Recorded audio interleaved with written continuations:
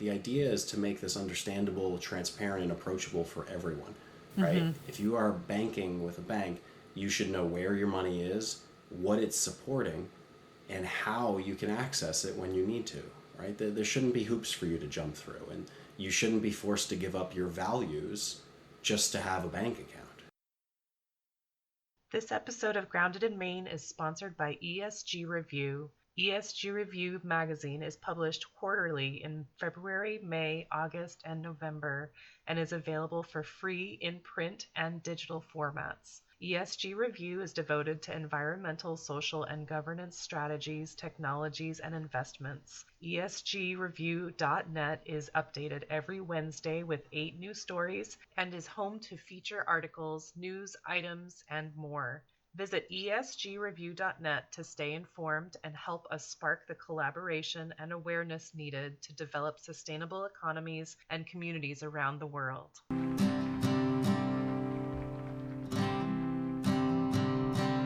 There's a place where there's no trouble, no more pain, no more struggle. Grounded in Maine podcast is an open conversation about how we show up for the world. I started this podcast out of a desire to learn new ways to be sustainable because the word sustainability is big. It can be overwhelming, and I just wanted to learn, different ways to try to be part of the solution and not feel like it's too late. So I'm talking to people who are doing different things and learning so much. I hope you are too. Hi there. Thank you so much for listening to Grounded in Maine today. My name is Amy, and my guest today is George Mazzella of GreenFi. He is the head of marketing. So we were talking a few weeks ago with Maya Lilly, who suggested one of the things that we can do to as something that we can do for that's good for the earth is to know where our money is being held. And so George is representing GreenFi, which is green banking. So George, thank you so much for being here. Well, thank you for having me, Amy. I'm very happy to be here. So tell us what exactly green banking is, and what exactly is green banking? Yeah, well, it's one of those things. Well, green banking as a term can mean many things, right? And I feel like it's been one of those things that it started out as green loans, green bonds, an investment vehicle to deploy capital. And it's evolved to kind of encompass anything around financial services products that do no harm to the environment, or even better, champion positive impact to the environment around us. Right.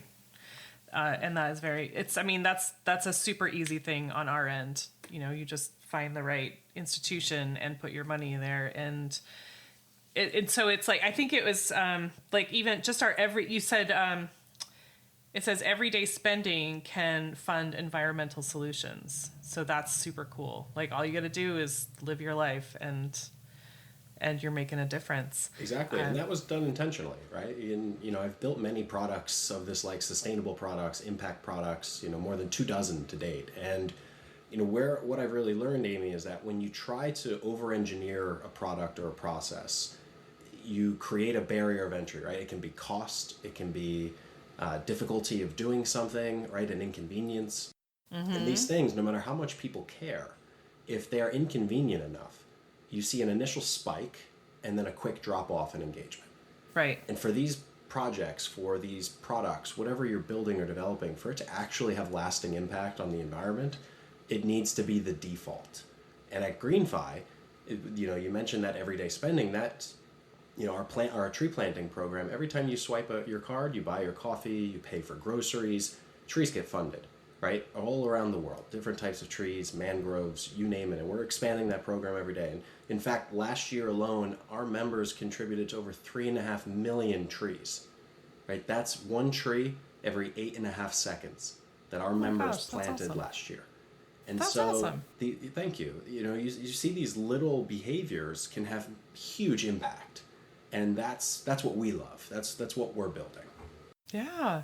And so how many dollars equals one tree? Is that like per purchase, or is it per I'm just thinking of like a punch card, which is Yeah, lame, it's a but, round like, up to the nearest dollar. And so it's not a fixed amount or a one tree per transaction. You round up your transaction, that money goes into a fund, and then the price of trees varies depending on the geographical or the specific types of trees that are being planted. But we Okay. work with a number of partners to run those programs globally. Okay. And you said worldwide. That's right. Yes. That's amazing. Like you're planting trees worldwide. That's Yeah. incredible. And so I guess, obviously that's going to affect the type of tree that is planted and, I would guess seasonally, Yes. things are more expensive or less expensive or easier to do. That's really cool though. Thank And is there like how do you know where to put them, I guess? Well, luckily we have really good partners that they do this day in, day out. You're just like, But- here's our money, fix it, right? Yes and no. I mean, there's a bit of a guidance and a desire of where we want. I mean, ultimately, we are selecting projects that we believe have the biggest potential for impact, right? Not just planting the tree, right? There's the environmental impact, but then there's also the local social impact, right? How do these projects affect the local communities? Do they create jobs? Do they create opportunities for women, right? Do they equal opportunities across all of these things? All of these are, if you look at the UN SDG goals, we're looking at all of these things as we select our tree planting partners, and that we make sure that these projects are delivering the highest value to make sure that our customers' money is going exactly where they want it to. Okay. USDGC, US dollar green. Well, the UN SDG goals. U- So, yeah, those are the UN SDG goals. SDG. Okay. Okay, UN. Okay, can you tell me what it all stands for now? Yep, so the UN SDG goals are, eventually I'm going to trip over that if I keep saying it. They're effectively... That's my plan. They're effectively a categorization of different types of benefits, right? So I believe there's 17 or so, I might be mistaken on the total amount, but it basically categorizes projects based on which angle of ESG or social good they deliver. So this can be positive for the oceans, positive for land, positive, and so on. And so all of these they're kind of a guidelines of how to find a good project if you're looking at a sustainable project. Okay. So I was just is it mainly trees that you're planting, or are there other, I think that was sort of leading into that. Are there other, okay. All right. And I know that I had a conversation with Josh Harrison a bit ago about greening cities. So, I would think that might go into like the social part of, where it's heavily warmer, I think, because if we're at growing trees in cities where there's a lot of pavement or it's really sunny and it needs trees, like it'll cool things down so that it's more livable. Is that part of the plan as well, or is it more just like just taking up space in, I know you said that there are lots of there are lots of different places and different projects, and there's teamwork in making the plan for where those go. Yes, so our partners do a lot of that vetting now. I would love to be able to deliver that. I can name probably 10 places in Manhattan where I spent most of my life that could use some more trees, especially downtown. But for these projects, they are very large scale, right? And require a significant amount of land and resources and open land to be able to do this. So I don't want to say that there won't be a day where we are making green cities. I would love to deliver that. But for now, we're focused on areas. One of them is in Tanzania, another is in Senegal. We are looking at some potential US-based projects as well to consider. But they do require a significant amount of land. So if you think about, the trees, the number I gave last year was about just over 3.5 million. That requires 1.6 square miles of land, and that's like roughly 20% larger than Central Park. Okay. Yeah, Josh is actually in New York City, but I think that's also really important. The Tanzania and Senegal, like if those are super warm places, then you plant the trees, which will add some shade, and they can grow more. They can grow more food, and it's more livable. Absolutely. And and cleans the air too, right? Yes, it does. Pulls carbon out of the environment, pulls it into the soil where it belongs, right? And then when that soil has more carbon, you're then improving the quality of the soil that can then be used for things like, agriculture, right? Like we have a huge problem, especially in the US, where we've degraded our topsoil. And doing things like this, pulling carbon from the air back into soil, is a great way to recreate that healthy, like, gut biome of the soil, if you would, that allows food to grow that's more nutritionally dense and healthier for you and for the planet. Right. Yeah, all of those things. How all right, so you're the head of marketing, but did you and Tim work together on this? Like, when did GreenFi start? When did you guys? Yeah, so GreenFi started about a year and a half ago. So no, I had worked with Tim previously at a company about 3.5 years ago. But I got a call from him about 3 or 4 months ago to come in and help the team and help scale the marketing org. And so it's been a lot of fun. It pulled me out of carbon project development, which is where I had spent the past 3+ years prior to rejoining Tim. Was around developing these projects, specifically across regenerative agriculture was a huge piece that I focused on in creating regenerative products. So, things like if you've seen King Arthur's regenerative flour, I didn't create that product, but similar products to that. Gotcha. Wow. And so you're relatively new to GreenFi. I mean, GreenFi is relatively new itself. But so you have a lot of experience to, I mean, you're not talking out of your face. You actually understand this stuff because you've been in that field. So working in regenerative agriculture. And what was that that you were doing before? So carbon project development. So, that's developing regenerative agriculture projects, reforestation projects. So similar to how we work with tree planting partners, I worked on that side of the house. So the people on the ground actually developing the projects. Okay. It's fascinating. And so, I mean, you and Tim had worked together, you said, and so he knows who you are and what you've been up to. And so you guys, it seems like a really good pairing. If you're going to do good things. And the tree planting was from the very beginning? Yes. Okay. Not something that you added when you came on. That's really interesting. Yeah, it's always been an important piece of the business, right? And I think where, someone with my background comes in, I know what these projects look like at scale, and I know how to do it with not only with credibility, right? Because that's important, but also how to communicate it. Because the problem when you work in this space, even the concept of green banking, right? It's not something we hear every day. Mm-hmm. And it kind of sounds alien to us, right? Where you're like, wait, green banking, what? Are you talking about money?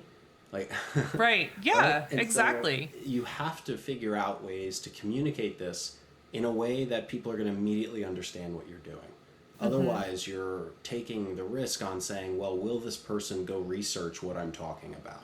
Right. And there are industries that love doing this. They love using buzzwords and things that no one understands, yet they're basic ideas, but we dress them up with really complicated buzzwords that no one understands, and that makes us feel smart, I guess. But that's not really what we're doing here, right? Like, the idea is to make this understandable, transparent, and approachable for everyone, right? Mm-hmm. If you are banking with a bank, you should know where your money is, what it's supporting, and how you can access it when you need to, right? There shouldn't be hoops for you to jump through, and you shouldn't be forced to give up your values just to have a bank account.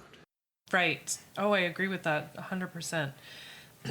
And so how many green banks are there, George? Do you know? Like, I mean, I've only heard of, I mean, now you and Walden Bank are the only two really that I am familiar with. So there are a few out there. There's a handful. I'd say the majority tend to be either micro-regional or credit union based. To my knowledge, we are the only national digital green bank, right? A digital based bank. So that's one unique value add that we bring to the market and a little bit of a differentiator. But I think contrary to what many people would say, like, oh, I want to be the outlier, I don't want to be. I wish there were more green banks. I wish there were dozens and we were competing, and because that's when you know that the industry is changing. Yeah. Right? This goes from being a novel idea or an edge case business to just banking. Like that would be like a professional dream come true if I woke up one day and people were just like, yeah, that's banking. Right. Yes, that whole like, do we have to call an organic carrot an organic carrot? Can't Right. we just call it a carrot and call it chemical carrots? Chemical carrots. Yeah.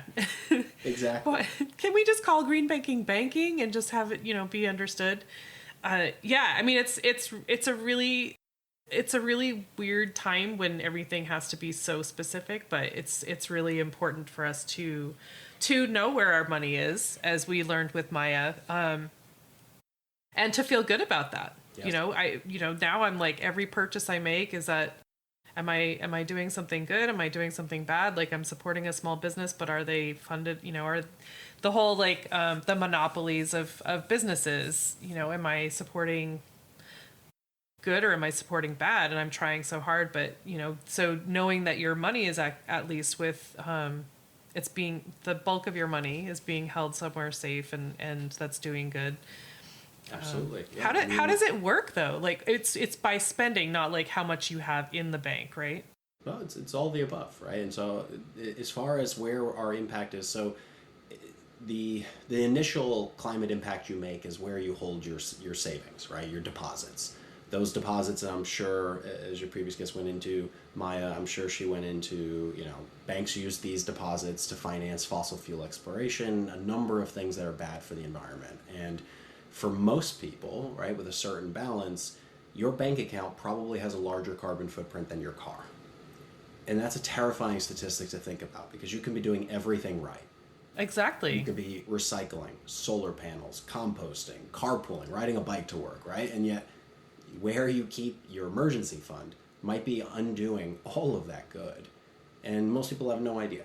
Yeah. And so the first impact we make is, one, our partner banks in our program, right? We work with a number of banks. That's how we're able to offer FDIC insurance up to $1 million, is you spread it out across multiple banks to keep it safe and diversify. And so when they sign on to be our partner banks, they make a commitment that none of these funds will ever touch the fossil fuel industry. They have to sign and agree to those terms. We've never had a violation of that. Wow. So that is the first way. So by moving your money over and keeping it in a GreenFi savings account or spend account, you're immediately reducing your carbon footprint or avoiding carbon emissions, if you would.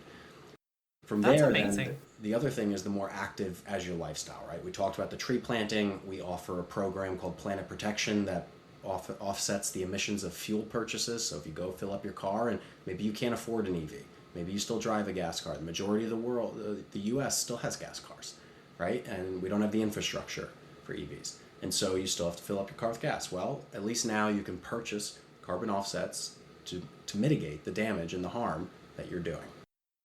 And then the third piece of that is around spending, around green brands. And so we have our green marketplace where there's over 300 brands that we have assessed across various sustainability metrics, and we offer up to 6% cash back to our customers to shop at these brands.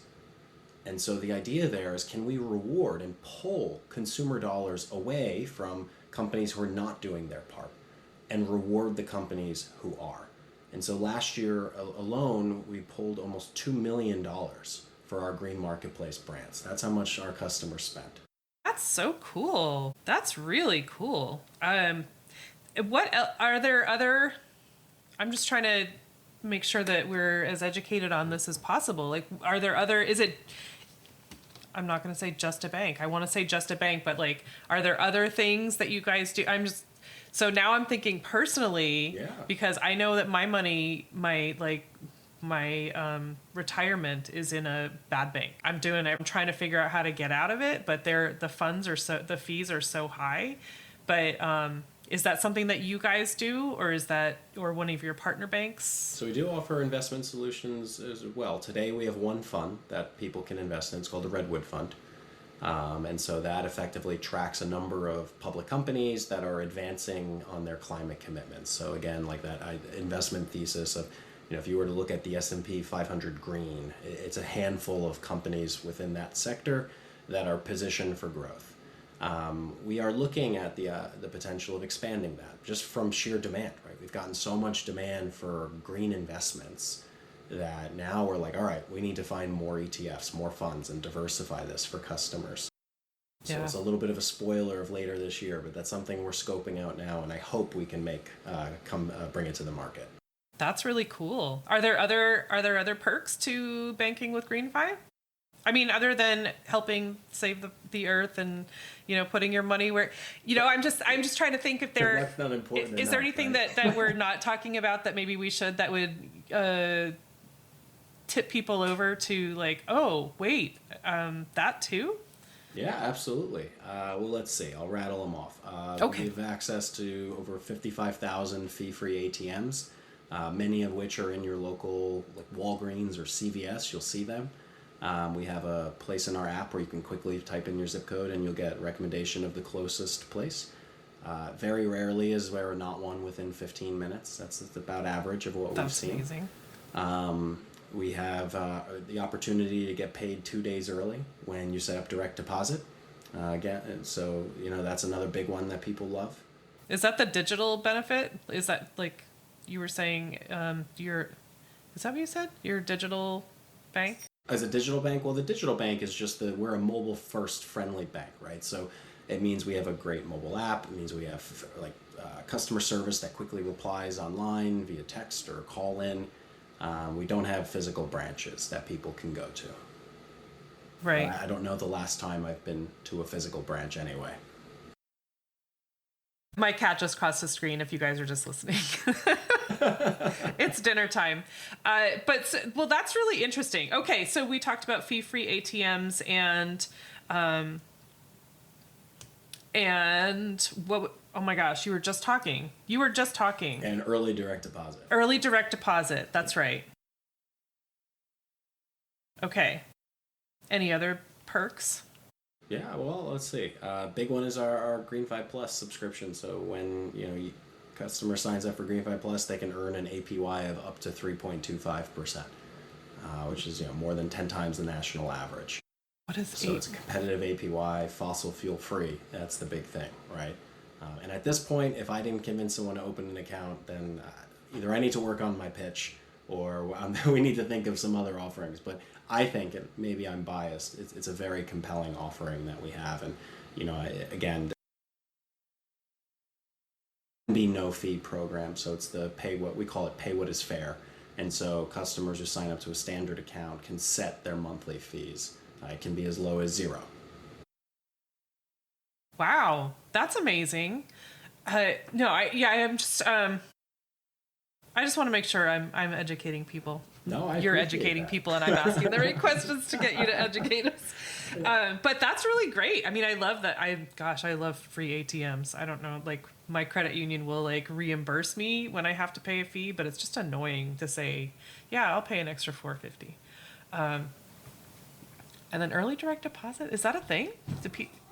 Yeah, I wish we were the only ones offering it. There are a number of institutions, but it's one of those things that it's a nice to have, and our customers really appreciate it. I had no idea that was a thing. Goodness. Yeah. And fossil fuel free. That can never be bad. It's the big one. All right. And so I mean, I know Tim well. Tim is the CEO, founder. Why he decided to start a green bank? Yeah, well, for him, he's been involved in and around this space, the green transition, for more than a decade, maybe even longer than that. And, when he started this, the idea was, how can you, he always talks about when you want to create maximum impact, right, you have to look upstream.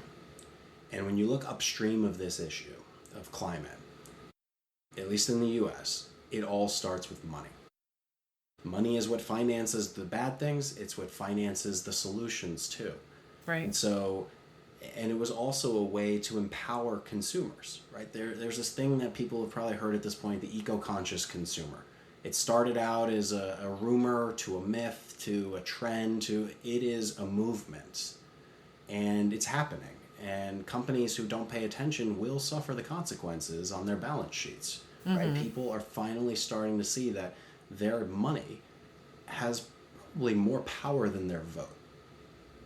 And they're starting to use that. And that's the thing that, addicted Tim to this problem. It's what addicted me to this problem. Right. Is that this is a solution that can scale and give people a way to see a tangible benefit, right? Because I think the thing that frustrates everyone is, well, I've been recycling and composting, but nothing's different.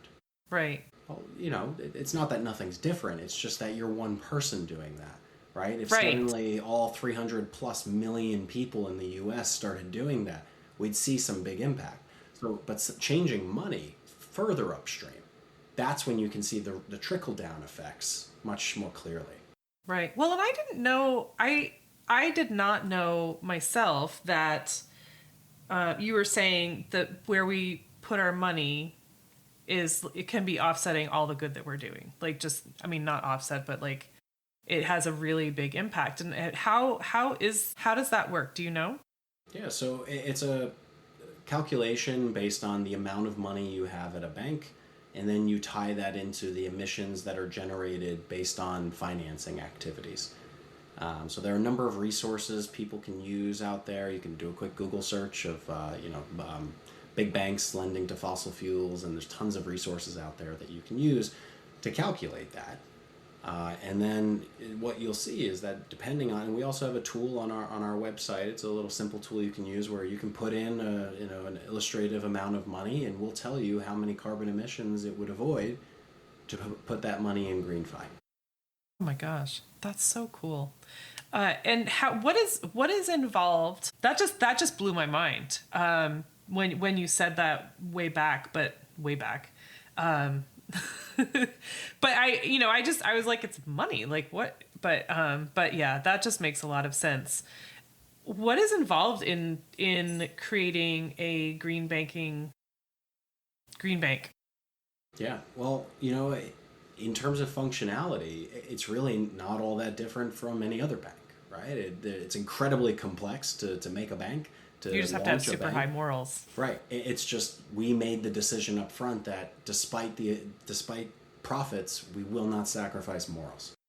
That's really awesome. I can't wait to share that part. And the joy is you can still be a for-profit company and do good, right? You can do well and do good. Actually, I think that's our tagline. So that was kind of an unintended pun there.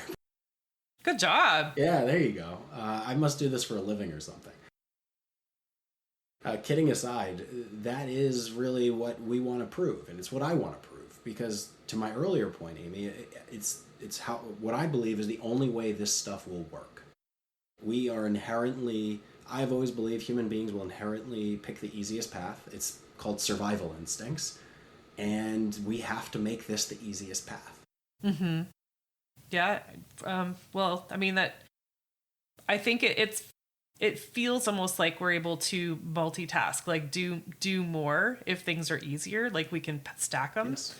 And so that's really helpful because, I've said this too many times on the podcast, but like with all the conveniences we have, like, why are we so dang busy and so exhausted all the time? Because it's a never-ending to-do list. Yeah. Right? I always joke with my wife that, when the to-do list ends, so does your life. Right? So I'm happy for a long to-do list. It reminds me that I'm alive. But at the same time, to your point, it can be really difficult to prioritize these things, right? Because if you have to go out of your way, you're like, well, and I have 3 kids. So you're like, well, I got to take this one to soccer practice. This one's going to the doctor. That one's staying home from school. And when am I supposed to do all of this stuff? Mm-hmm. And when we build this product, when we launch new features, that's the exercise we go through, right? It's a simple decision tree of, is this a default behavior or not? If it's not, right, can't do it. It's not going to work. It's a no-brainer. Like it takes 0 effort. You just say, here's my money, and then you're like doing good things and nothing is changing on your end. Exactly. Except that on the other end, it's making a big difference. Yeah. You don't even know what's happening until you get that push notification of, boom, you've just planted a tree here, and this is your total trees, right? You shouldn't be burdened with the logistics of how it happens. You should just be able to get the reward of the good thing that you're doing. Yeah, that's such a cool thing. And it's so you really you like you get a notification like you just planted a tree. Absolutely. We have an impact dashboard that you log in and you can track your cumulative impact over time, the number of trees that you've contributed, where those trees are, the Wow. amount of carbon that you've avoided. We give some comparisons around like vehicles off the road and some equivalencies so people, because these things like carbon, what is carbon? I don't know. It's on the periodic table of elements, but I couldn't point it out to you in a room, right? We don't see it. Right. And so you have to give people these equivalencies so they understand like what it actually means. Oh my goodness. That's really fun. I know a lot of people that they love to like gamify things, and I'm not that person, but I do love like my Buzzsprout, my podcast host, whenever you hit like a milestone, you get an email and they're like, you just made, like 10,000 downloads, and it's like the party, like confetti and everything, and you're like, yes. Yeah. And so stuff like that, you're just like, oh my gosh, that's awesome. Look at me go. And doing something like that with where you're putting your money, it's just like, you don't think about it. And then they're like, and then you get the notification like, oh my gosh, look at all the good I'm doing. And I didn't even realize it. Absolutely. And we do that gamification, right? Because it should be fun and it's a way to keep people engaged. We do monthly sweepstakes for our tree planting, right? Where you can be entered in to win various prizes, sometimes cash prizes that we offer just by, again, using your card. But it makes it fun, right? It almost creates this, I want people to, if I ever get to walk into a bar and see two people arguing over who's planted more trees on a GreenFi app, that would be amazing. Like that'd be like the end of the to-do list. Yes, that's at the very end of the to-do list. That's how I know we've made it. I would love to be in that room. You're like, are you serious? Am I really hearing this? Exactly. But I'm a big believer in the universe and manifestation. So now that I've said it, I know it's going to happen. It's out loud, you guys. We're gonna let's make that happen. If you're ever in a bar, just in case George is there, just talk about how many trees you planted. Exactly. Just by holding your money in a green bank. Please do that. That would be so fun. Especially if you're in the New Jersey, New York area, because that's where he probably will be. Just in case, you never know. So one of the things that I got from your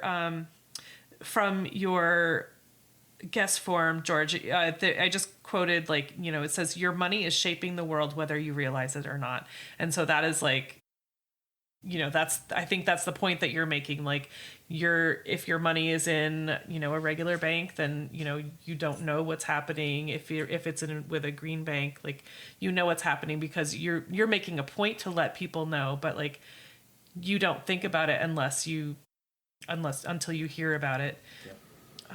It's very black or white, right? And it's one of those things where your money is either funding the problem or it's financing the solution. And that's what we want to be for people. We want to be the solution. But ultimately, it's your money and your move, right? Like that's what we, it's a little fun thing that I've been testing out in the market. Yeah. My goodness. I'm just writing this down.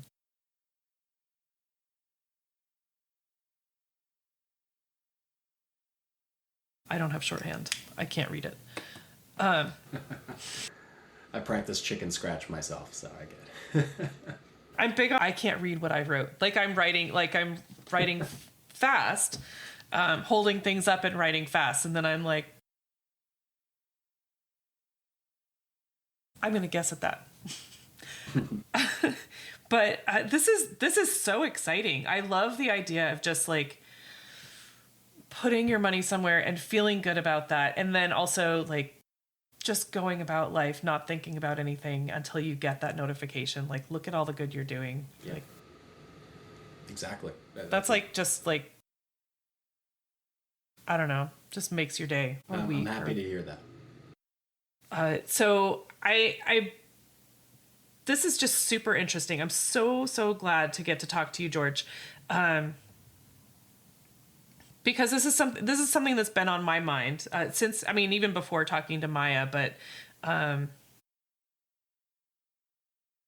I was in a meeting and someone had mentioned like, where is your money being, who's managing your money? You want to make sure that they represent you and are not like, you're not funding something that you don't believe in. And so this has been on my mind. So I'm so grateful to get some deets on this. And you guys, I definitely want you to check out GreenFi.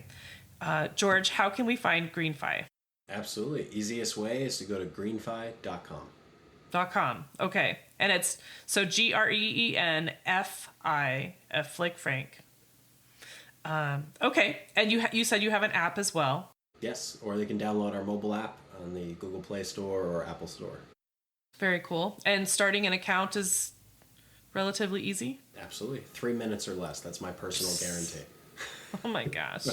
If it doesn't, you reach out to George on LinkedIn. Yes, please do. Oh my gosh.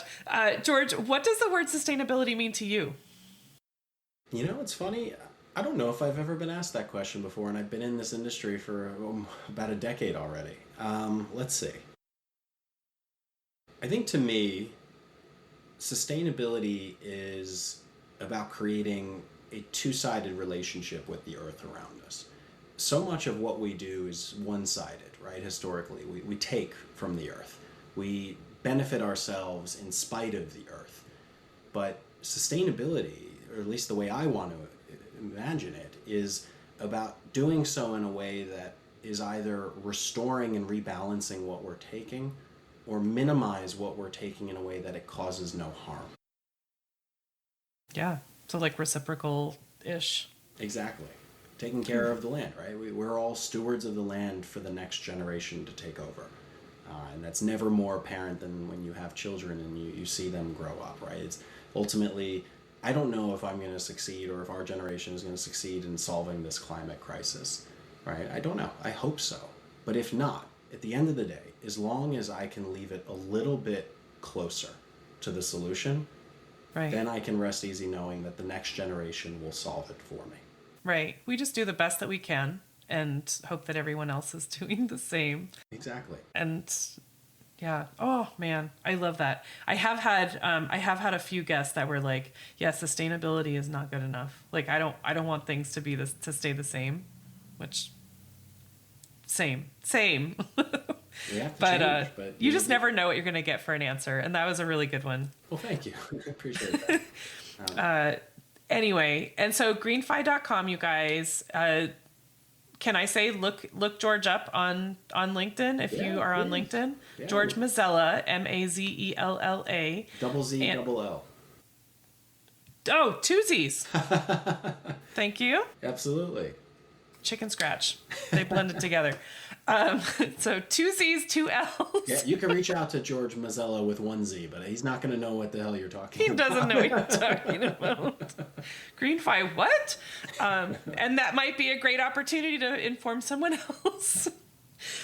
But George, thank you so much. This has been fascinating, and just I'm so encouraged by all of the good that you guys are doing. I appreciate that a lot. Thank you, Amy. And thank you for having is there anything that we didn't touch on that you really wanted to like? I think we covered it all. Okay. All right. I'm so looking into GreenFi. I'm going to hold you to it. Yeah, this weekend. That's my plan. Great. GreenFi.com, y'all, and George Mazzella. Thank you so much, George. Thank you, Amy. I just want to take a second to thank my guest again for speaking with me and sharing such great information. I love having these conversations with folks.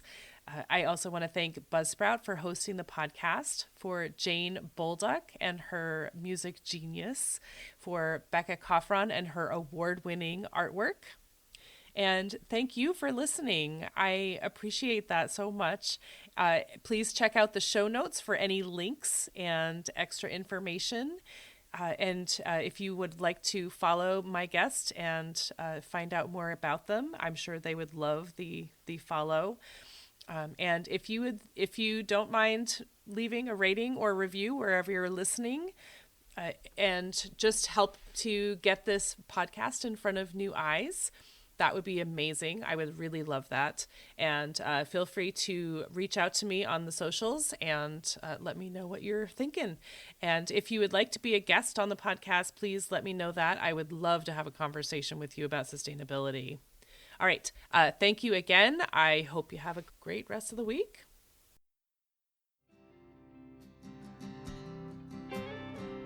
There'll come a day, my mama told me, when I find love to have and hold me, a heart that's strong and so sincere. Just tell me, how do I get there from here? Oh, tell me,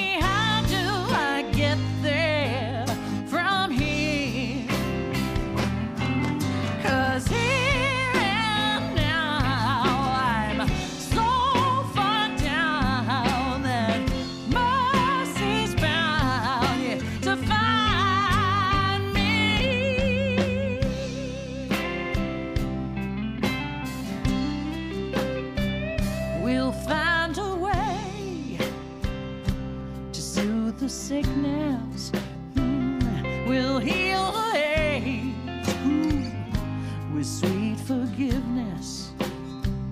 Wages of war will disappear. Just tell me, how do I get there from here? I wonder, how do I get there from here? Yeah, 'cause here now I'm so far down, and mercy's bound to find me.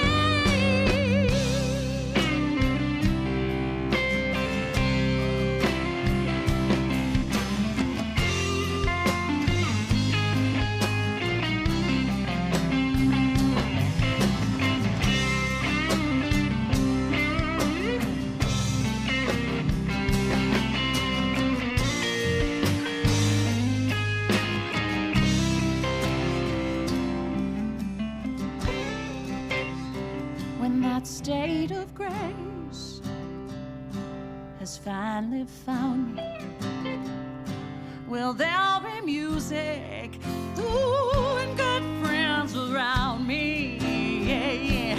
And I'll just smile through happy tears and wonder